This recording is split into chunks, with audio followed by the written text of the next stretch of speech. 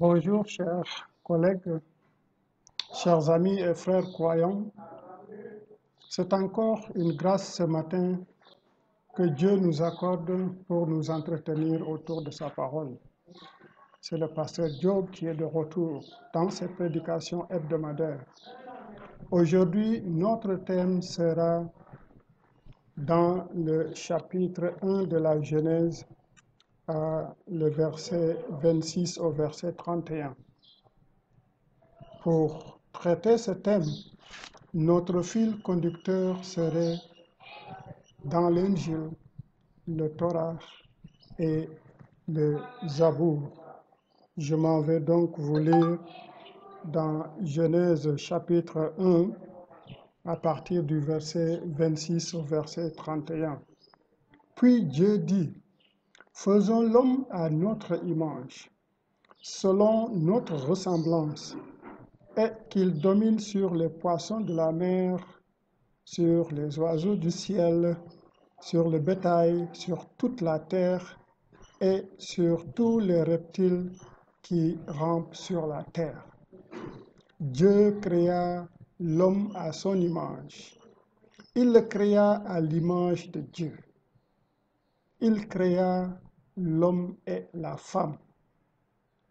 Dieu les bénit et Dieu leur dit, « Soyez féconds, multipliez-vous et remplissez la terre et l'assujettissez et dominez sur les poissons de la mer, sur les oiseaux du ciel et sur tout animal qui se meut sur la terre. » Et Dieu dit, « Voici, je vous donne toute herbe portant de la semence et qui est à la surface de la terre, et tout arbre ayant en lui du fruit d'arbre et portant de la semence. Ce sera votre nourriture. Et à tout animal de la terre, à tout oiseau du ciel et à tout ce qui se meut sur la terre, ayant en soi un souffle de vie, je donne toute herbe verte pour nourriture. » Et cela fut ainsi. Dieu vit tout ce qu'il avait fait, et voici, tout cela était très bon. Ainsi, il eut un matin, il eut un soir, ce fut le 6e jour. Parole du Seigneur. Dans notre prédication de la dernière fois, nous avons bien noté que la création des êtres vivants suit le même processus que celui des choses matérielles. Mais quand nous arrivons à la section de la création de l'être humain, à la section de la création du couple adamique, sa position privilégiée apparaît dans la décision spéciale qui couronne l'ensemble de la création. Cette décision de créer l'homme a nécessité une concertation, a nécessité une réunion, a nécessité une réflexion commune au plus haut sommet de la divinité. Et de nos jours, on dirait une réunion au plus haut sommet de l'État. Après concertation, le consensus final aboutit à « Faisons l'homme à notre image, selon notre ressemblance, et qu'il domine sur les poissons de la mer, sur les oiseaux du ciel, sur le bétail, sur toute la terre et sur tous les reptiles qui rampent sur la terre. » Alléluia. À y voir décret. Cette déclaration est remplie de sens. Cette déclaration est remplie de signification et d'image. Elle contient l'essence même de ce qui est Dieu et de qu'est-ce qu'il est, de qu'est-ce qu'est sa volonté pour l'homme que tu es, pour l'homme que je suis, pour l'homme que nous sommes. Premièrement, Dieu dit, faisons l'homme. La venue de l'homme au monde répond à un désir mûri, à un désir planifié et voulu de Dieu. Vu le processus par lequel l'homme existe, on peut dire sans risque de nous tromper que c'est le fruit de la volonté de Dieu. C'est le fruit de sa parole et c'est le fruit de l'activité de Dieu lui-même. L'existence de l'homme a été donc voulue, planifiée, coordonnée et exécutée par Dieu. À cause de la création de l'homme, Dieu se révèle encore un peu plus. Extraordinaire, n'est-ce pas? Il lève un coin du voile de sa personne, de sa puissance et de ses perfections. Deuxième point, par quel modèle? De quel modèle? La réponse de Dieu est à notre image. Dans le cadre séculier, quand on parle d'un modèle, on fait référence à une série de fabrications de machines et ou de voitures, etc., etc. Ce modèle doit être qualifié, doit être de qualité du moins, doit être utile et bien opérationnel. La fabrication d'un modèle et son bon fonctionnement doit refléter le caractère sérieux, le caractère crédible et moral du fabricant, ce qui garantit la confiance des usagers et la bonne réputation du fabricant lui-même. Ainsi, quand Dieu crée l'homme à son image, il veut que cet homme soit sa marque, sa marque.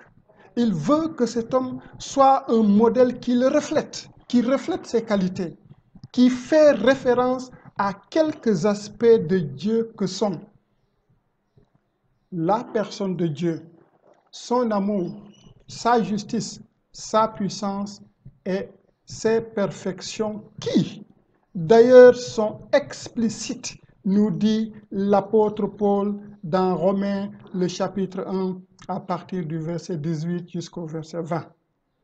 La colère de Dieu se révèle du ciel contre toute impiété et toute injustice des hommes qui retiennent injustement la vérité captive. Car ce qu'on peut connaître de Dieu est manifeste pour eux, Dieu leur ayant fait connaître. En effet, les perfections invisibles de Dieu, sa puissance éternelle et sa divinité se voient comme à l'œil nu depuis la création du monde quand on les considère dans ses ouvrages. Et il termine en disant, ils sont donc inexcusables quand de par notre incrédulité, quand de par notre refus de croire, on voit la vérité et on ferme l'œil, on voit les perfections de Dieu, on voit la puissance de Dieu au travers ce qu'il a créé et parmi cela l'être humain et qu'on refuse de croire à ce Dieu, on refuse d'adorer à ce Dieu, la seule chose qui nous attend, c'est le châtiment. C'est ce que Paul est en train de nous dire dans ce verset. Cet homme créé donc à l'image de Dieu a quelque chose de lui, c'est-à-dire de Dieu. C'est un être personnel, puissant et c'est un être créé parfait, très bon. Il a quelque chose de spirituel et de divin en lui. Il n'est pas simplement matière. Alléluia. Toi et moi, nous ne sommes pas simplement matière, mon ami. C'est pourquoi le psaume 6 nous dira, « Tu l'as fait de peu inférieur à Dieu. Tu l'as couronné de gloire et de splendeur. » Point B, selon notre ressemblance. Cette ressemblance fait référence à la perfection et aux attributs de Dieu que sont la justice, la fidélité, l'amour, la bonté, etc., etc. Si la vie de l'homme, ta vie, toi qui m'écoutes ce matin, homme ou femme, si ta vie cesse de refléter ces qualités, on peut dire qu'il y a défaut de fabrication. Pas défaut de fabrication, mais défaut en cours de route. Qu'il y a panne ou qu'il y a un dysfonctionnement de son être et de son existence. Ce qui n'était pas le cas à la création, vu l'appréciation de Dieu lui-même après son bel ouvrage. Au verset 31, Dieu nous dit, la Bible nous dit, Dieu vit que ce qu'il avait fait et voici, tout était très bon. Et parmi ce tout, l'homme créé à l'image de Dieu tout au début. Alléluia. Ça nous amène au point C. Alors, pour quel but ce très beau a été créé? C'est-à-dire, que devrait être le rôle que Dieu a confié à l'homme? La réponse de Dieu, c'est que pour que l'homme domine. Dominer sous-entend avoir du pouvoir, avoir de la force, etc. Mais les contours de cette domination ont été bien déterminés par Dieu. Parce qu'ultimement, c'est Dieu qui donne une parcelle de son pouvoir à l'homme qui doit l'exercer dans un cadre et pour un but bien déterminé par Dieu lui-même. Le cadre dans lequel où le pouvoir de domination de l'homme serait exercé ou devrait s'exercer inclut les poissons de la mer, inclut les oiseaux du ciel, inclut le bétail, inclut toute la terre et tous les reptiles qui rampent sur la terre. C'est ici que les versets 7 et 9 du psaume 8 prennent tout leur sens. Tu l'as donné la domination sur les œuvres de tes mains. Tu as tout mis sous ses pieds. Les brebis comme les bœufs et les animaux des champs, les oiseaux du ciel et les poissons de la mer, tout ce qui parcourt les sentiers. Donc, de façon explicite, cette domination de l'homme exclut son semblable et devrait être exercée dans le cadre et sous le contrôle et la seigneurie du Dieu qui le lui a remis.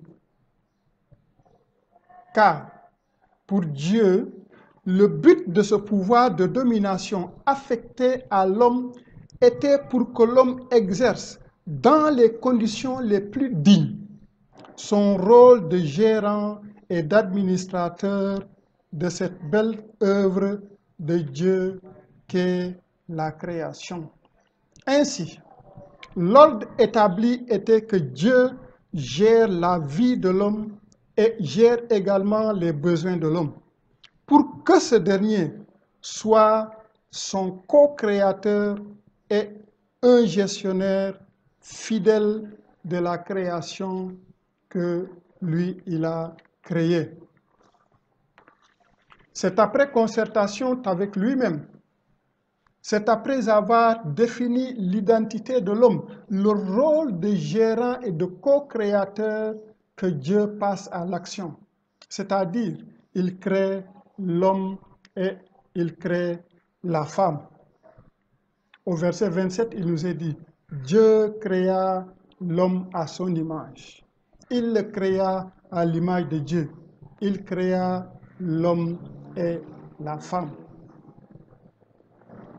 Dans ces versets et à 3 reprises, la même chose est répétée.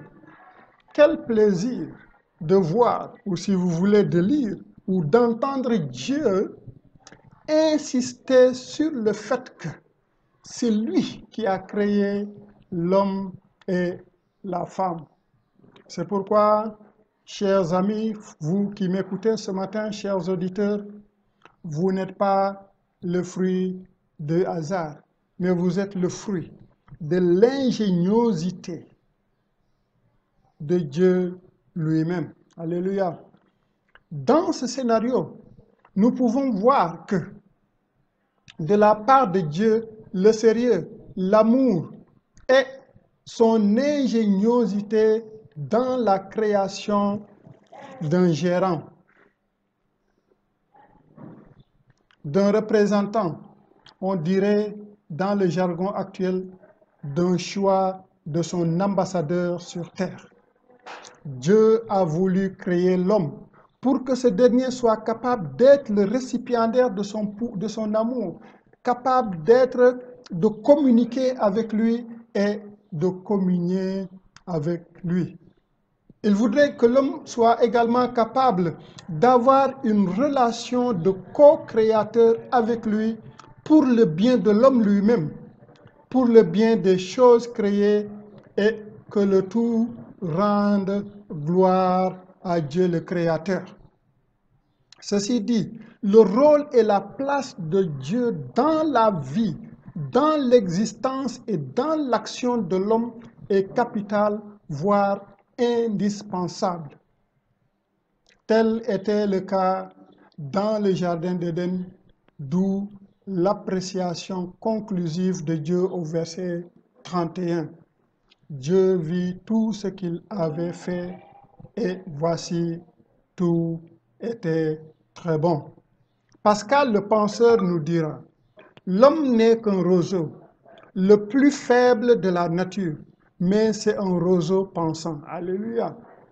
Il ne faut pas que l'univers entier s'arme pour l'écraser. Une vapeur, une goutte d'eau suffit pour le tuer. Mais quand l'univers l'écraserait, l'homme serait encore plus noble que ce qui le tue, parce qu'il sait qu'il meurt et que l'avantage que l'univers a sur lui, l'univers n'en sait rien. Quelle belle pensée! Ici donc, la noblesse de cet homme connecté à Dieu est chantée et mise en exergue par notre ami Pascal le penseur. Mais une question, après avoir décrit l'homme comme étant très beau, après avoir décrit l'homme comme étant très noble, quelqu'un pourrait me dire, mais si l'homme est ainsi, pourquoi y a-t-il le mal? Pourquoi y a-t-il la tuerie, la haine, l'injustice, le péché? Pourquoi? On pourrait se dire, mais où est passée cette bonté et cette noblesse de l'homme de nos jours? De nos jours, l'homme moderne, entre guillemets, et à cause de son modernisme, toujours entre guillemets, a violé l'ordre de Dieu et a refusé de reconnaître le rôle et la place de Dieu dans son existence et dans ses réalisations. En lieu et place de Dieu, l'homme de notre temps s'est confié en lui-même. L'homme de notre temps s'est confié en ses capacités. L'homme de notre temps s'est confié en ses biens. D'où le dérèglement des relations entre l'homme et Dieu, le dérèglement des relations entre l'homme et lui-même, le dérèglement des relations entre l'homme et la nature. Dérèglement de relations dont le résultat est le suicide collectif que nous vivons. Aujourd'hui, rien qu'à écouter les nouvelles, les radios, la télévision, l'Internet, les réseaux sociaux, nous avons les larmes aux yeux à cause des scènes de méchanceté de l'homme sur l'homme, à cause des actions de dépravation de l'homme sur lui-même ou sur l'autre et de l'homme sur l'environnement. Les meurtres, les viols, les assassinats, la guerre, la famine, etc., etc., etc. Car de nos jours, car en dehors de Dieu, l'homme perd son identité et son équilibre. À ce stade, il ressemble du moins à une feuille morte qui se détache de l'arbre, d'une branche d'un arbre. Cette feuille perd sa vie, cette feuille perd sa force, son équilibre, sa beauté, et elle est emportée par toutes sortes de vents. Livré à lui-même, sans identité et sans équilibre, l'homme de notre siècle est devenu un problème. L'homme de notre siècle est devenu un danger et une menace perpétuelle à ce monde ordonné et bon. Cet homme, dans son existence et dans son action, ramène toujours ce désordre et ce chaos de départ au sein de la famille, qui est le socle et le modèle de base de toute reproduction normale, de toute reproduction selon son espèce, le socle de base d'une société vivante et d'une société promotrice de la vie et de la valeur de l'humain créé par Dieu. Ainsi donc, l'homme créé à l'image de Dieu pour dominer le reste de la création sous le contrôle de Dieu a fini par fracasser cette image de Dieu qui caractérisait la marque, l'identité et le pouvoir de ce Dieu en lui. La suite logique est que ce qui devrait arriver arriva. L'homme déchu n'est plus un dominant, mais un esclave, un dominé. Il succombe sous le contrôle et la domination des choses auxquelles il était appelé à gérer, à dominer, à conditionner. Et ce même homme succombe également sous le contrôle et sous l'esclavage et la domination d'un autre homme comme lui. Voilà un monde sans dessus-dessous, un monde en panne. À ce stade, et au même titre qu'un véhicule qui tombe en panne a besoin d'un mécanicien, l'homme a également besoin de l'intervention de Dieu, son concessionnaire par excellence. À ce titre, Dieu s'y prend bien, car c'est de sa bonne réputation qui est en jeu. C'est là où les paroles du psaume, le chapitre 8, le verset 6, revêtent tout leur sens, montrant les débuts d'un plan de rachat programmé par notre Dieu.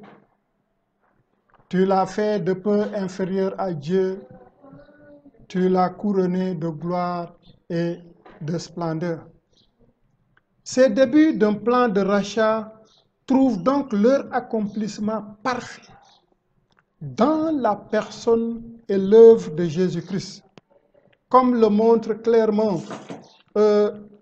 Hébreux, le chapitre 2, du verset 1 au verset, du verset 6 au verset 11. Or, quelqu'un a rendu quelque part ce témoignage. Qu'est-ce que l'homme pour que tu te souviennes de lui? Ou le Fils de l'homme pour que tu prennes soin de lui? Tu l'as abaissé pour un peu de temps au-dessus des anges. Tu l'as couronné de gloire et d'honneur. Tu as mis toutes choses sous ses pieds.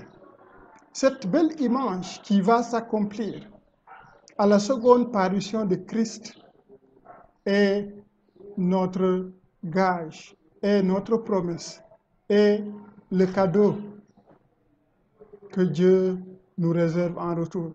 Et il continue à dire, en effet, en lui soumettant toutes choses, Dieu n'a rien laissé qui ne soit soumis. Cependant, nous ne voyons pas encore maintenant que toutes choses lui sont soumises. Mais celui qui a été abaissé pour un peu de temps au-dessus des anges, Jésus, nous le voyons couronné de gloire et d'honneur à cause de la mort qu'il a soufferte. Ainsi, par la grâce de Dieu, il a souffert la mort pour tous.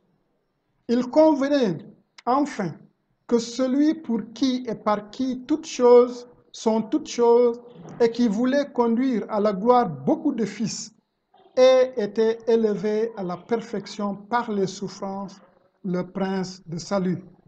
Car celui qui sanctifie et ceux qui sont sanctifiés sont tous issus d'un seul. C'est pourquoi il n'a pas honte de les appeler frères. Quelle image! Celui qui sanctifie et ceux qui sont sanctifiés sont tous de la même nature. Et il n'a pas honte de nous appeler aujourd'hui et de t'appeler toi aussi, qui met ta foi et ton espoir en Jésus-Christ, son frère. Jésus est donc le mécanicien, le bon. Je dis bien le bon mécanicien pour ta vie, le bon mécanicien pour ton mariage, le bon mécanicien pour ta famille, le bon mécanicien pour notre société et notre monde. Jésus également est le bon mécanicien pour notre environnement pollué et dégradé par l'action de l'homme. En tant que bon mécanicien, il est tout à fait outillé pour résoudre mon problème et pour résoudre ton problème. Car le châtiment qui te donne la paix, le châtiment qui me donne la paix, le châtiment qui donne la paix à quiconque met sa confiance et sa foi en ce Jésus-Christ crucifié et ressuscité, ce châtiment-là est tombé sur lui. C'est pour cela que lui, Christ, il n'a plus honte de t'appeler frère, comme nous le dit Hébreux chapitre 2, le verset 11. Car celui qui sanctifie et ceux qui sont sanctifiés sont tous issus d'un seul. Jésus est celui qui sanctifie. Et quiconque est sanctifié par Jésus, et eux, ils sont issus d'un seul. Nous sommes tous issus dans ce cas-là en un seul. C'est pourquoi il n'a plus honte de nous appeler frères, de nous appeler sœurs. C'est pourquoi toi qui m'as écouté jusqu'ici ce matin, si tu veux être restauré et être appelé frère ou sœur par Jésus-Christ et devenir encore la même nature que lui, devenir d'un seul, le chemin est tracé par Jésus-Christ au travers de sa mort et de sa résurrection. C'est lui, le bon mécanicien, pour réparer notre monde malade. C'est lui, le bon mécanicien, pour réparer ton mariage malade, pour réparer ta vie malade, pour réparer notre société malade. Ma prière pour vous ce matin, c'est de faire confiance à ce Christ, c'est de faire appel à Jésus, car il est le chemin, la vérité et la vie qui nous conduit au Père. Que Dieu vous bénisse et qu'il vous attire à ce Christ, mécanicien, réparateur de votre vie. Amen.